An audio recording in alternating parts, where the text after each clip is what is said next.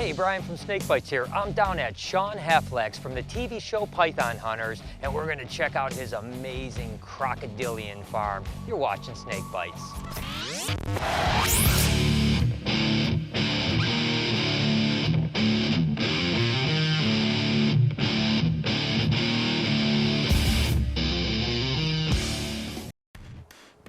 So I'm here with Shawn Heflick from the TV show Python Hunters, and we're at his place where he works with some amazing animals. Shawn, first off, thank you so much for having us.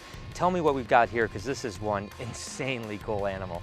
What we have here is our big bull, and his name's Ice. Ice. Yeah, and he's my big breeder bull.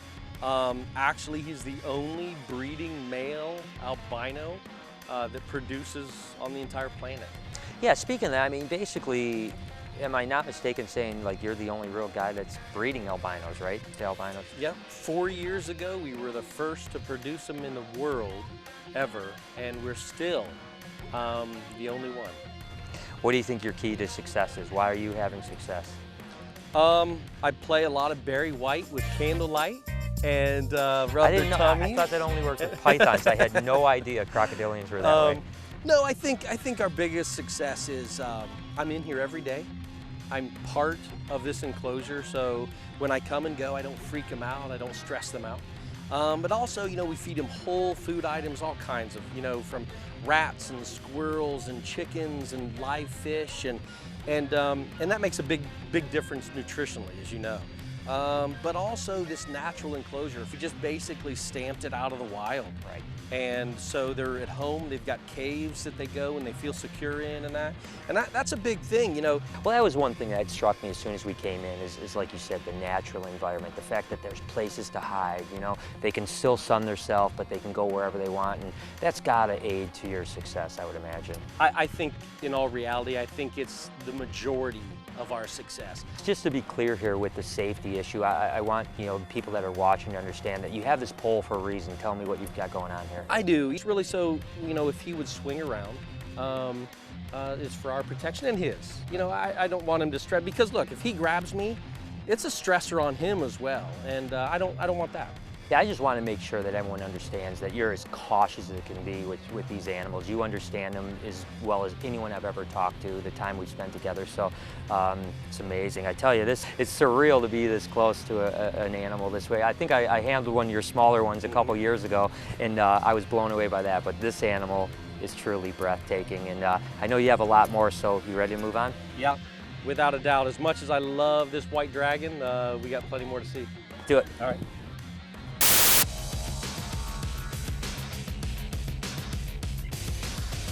What was the largest crocodile ever kept in captivity? A, 17.5 feet, B, 19.25 feet, or C, 20.25 feet? Go ahead and answer down below in the comments, and check back later in the show to see if you have the correct answer.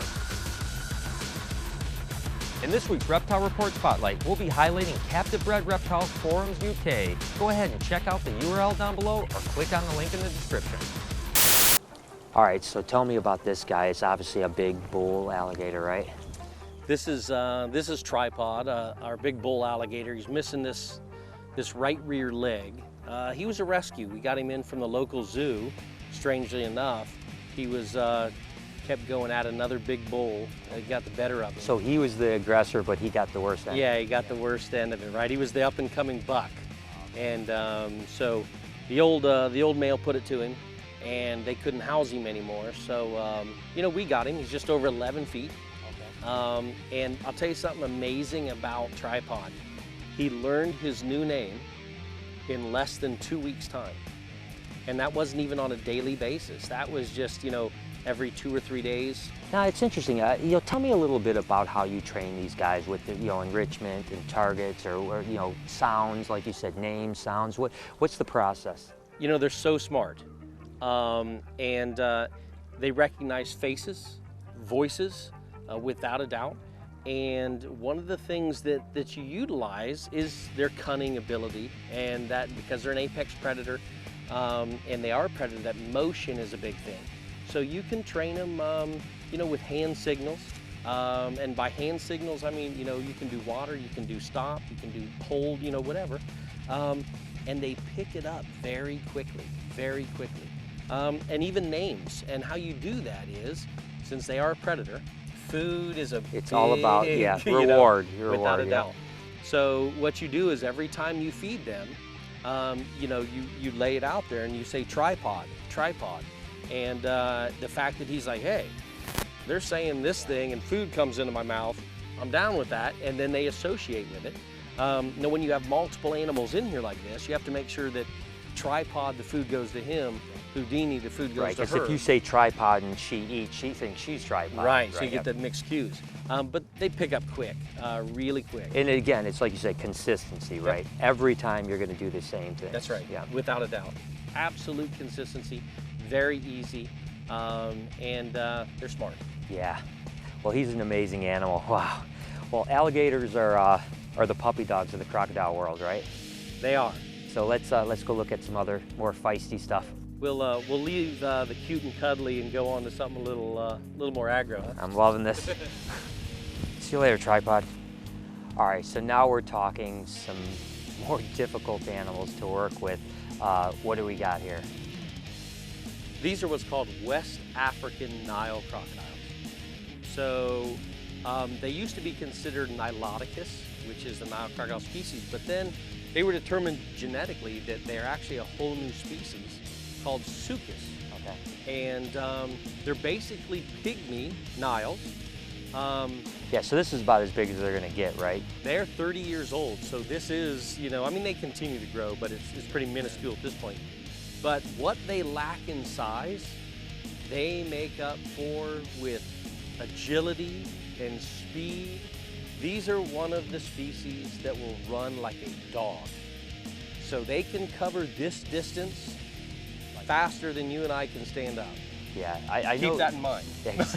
Well, that's why I'm on this side of you, Shawn. Yeah, this is definitely an animal that is for the experienced crocodilian handle, for sure. It is, and people make a mistake in looking at the size of these animals and thinking, oh, I've handled alligators, I'll just walk over and jump on that. And what would happen is you'd lose a limb, or, you know, these are a whole different ball game than American alligator. I've always said that. I mean, a crocodile is 10 times the animal of an alligator. I mean, alligators just kind of give up. They're puppy dogs. These guys will hurt you. And I mean, I tell you, just being this close to them is an ancillary feeling. You know, I really take them for their face value. So, you know, we've kind of come to an agreement with almost all of my crocodilians is that when I come into an enclosure, the land is mine, and the water is theirs until I leave, you know. And that's what it's about, right? I mean, it's always about, when you're handling an animal like this, is having those boundaries. They got to know where you're going to be, and you know where they need to be. And they set boundaries for me, and I pay attention. I pay attention. We both, you know, communicate with each other, and you know, that's what makes us safe. That's what allows us to do this with an animal who really would just as soon take a piece if he could get it, you know, and that's these animals.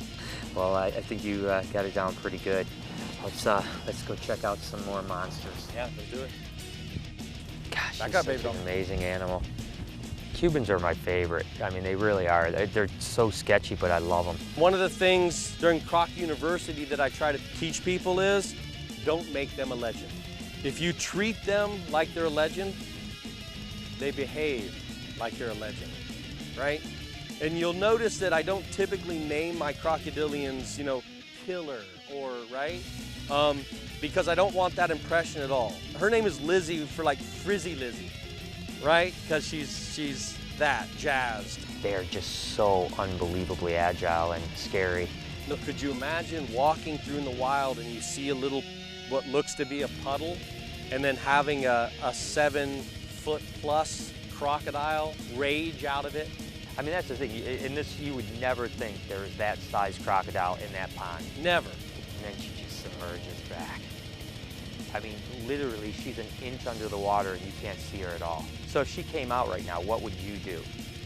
I would make sure that this stick gently, that it found its way just on her tongue. But they do not like anything on their tongue. So I just gently stick it on their tongue, and they'll drop their head and kind of back up and try to spit it out. And that slows their momentum. and then we can deal on a more civilized manner. Right. I tell you, Lizzie's amazing. We're gonna come back and feed her, right? We are. All right, Lizzie, get ready for it. So Brian, these are Orinoco crocodiles, one of the most critically endangered and rare crocodiles on the planet. Really skittish. They don't like strangers. So we'll see if we can tuck up beside her, but she may bail on us. And just know that there's a second. There's a second one in there, right? So hiding in that murky water somewhere. Relax. So far, she's acting good. Now these are obviously the slender snout variety, so they're mainly going to be more fish eaters. Exactly. Eat a lot of fishes. There have been cases have been recorded about them plucking birds out of the trees, and they will actually stalk and run as squirrels in the branches and that. So very acrobatic, and see if we can sneak over here behind her. Good girl. No. Hey, it's okay. It's okay. No, don't do it. Don't do it. Easy. Nice. Good girl. Hold right there. Hold right there. Oh, that's pretty cool, though. Amazing, though. Because they're fish eaters, they have really long teeth, as you can see. Oh, yeah. If that pop would have landed on an appendage, it would have been like tear on the dotted line, right? It just would have been massive, deep puncture wounds. Now, where are these guys, native to? This species is native to Venezuela and Colombia. And totally, like, critically endangered, you said. How many animals do you have any idea in the wild? Estimated in the entire range, only 200 to 300. Oh my gosh. Down from millions, historically. Now, a lot of that is due to skin trade. Skin trade, you can see how beautiful, and their skin has this creamy butter color to it. It's really, really beautiful. Oh my gosh.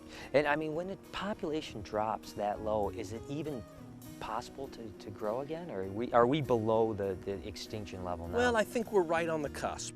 One of the things is that getting the ranchers, some of these ranchers own 80,000 acres, right? That just encompasses natural habitat, the llanos and that. So getting buy-in from the ranchers to not only not kill them, but to protect them is what it's all about. And that's happening, so there is a chance. There is a chance. Those are gorgeous. What do you say we move on to the next one? Let's keep going. So Shawn, I don't see anything in here, but I'm assuming there's got to be something in here, right? There is actually 2 Morlet's crocodiles in here. One is a big bull who's got a bad attitude. Matter of fact, just his eyelids are right there. He knows we're here. So what's his story? These were confiscation, and I've had them now for a couple years. And this species, Morleti, comes from Belize and Mexico and Guatemala. And some of them are relatively laid back. They're not a huge crocodile, but this bull in here is hell on wheels. Let's just put it this way: if we go in and we make a mistake, he will make you pay for it. Right. And he's not a pop and go kind of guy. He's a drag you into the water and beat you to death kind of guy. So just so you know that. What's his name? Brutus. Brutus. He gets called a lot of other things that are worse than Brutus, but. What an amazing animal, though. I mean, I can't wait to see this, meet this guy. Well, Shawn, I tell you what, these are some amazing animals. I gotta tell you, I'm still real partial to Lizzie, but is it right we're gonna get a chance to feed some of these animals? Oh, you're gonna get more than a chance to just feed these animals. You're gonna see these animals in their kind of raw, primitive, natural state. When they come for this food, and you're on the other end of it, it's a whole different ball game. I can't wait to get this going. Let's do this. You are the first stranger, well, you're the first person besides me to be in here feeding Lizzie. There's no pressure at all with that. So, no pressure at all. And when I say feeding Lizzie, we're hoping for chicken. Some people ride roller coasters. This is my adrenaline rush right here, trust me. So I'm gonna grab some chicken. let me get a good grip. Yep. Hang on a second here. I want a good grip, no falling. We're gonna just try to entice her out. Lizzie, come on, girl. Chicken. Trust me, when you have an adult Cuban croc exploding out of the water, ready to be fed, and running directly after you, it's totally an adrenaline rush. Cuban crocs are some of the most dangerous crocodiles on the planet because of their aggressive nature and ability to run faster than a human. Not to mention, they've been known to jump several feet in the air in pursuit of their prey. Those aren't comforting thoughts when you're on the other end of feeding tongs. But Lizzie behaved beautifully, and Shawn obviously has trained her well to know when to back off and when feeding is done. Oh, yeah.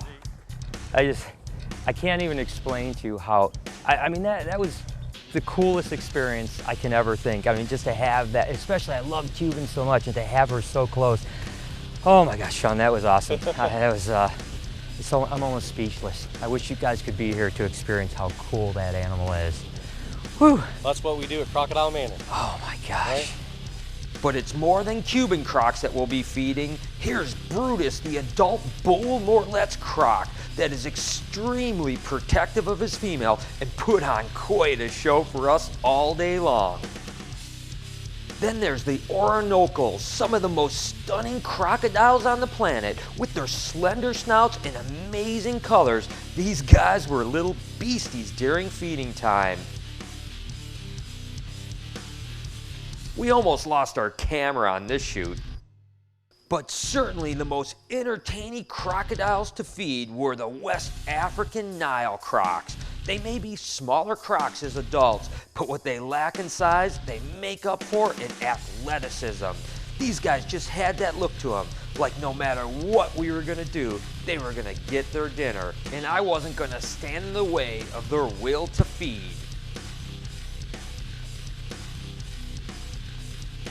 The American alligator is kind of the puppy dog of the crocodilian world.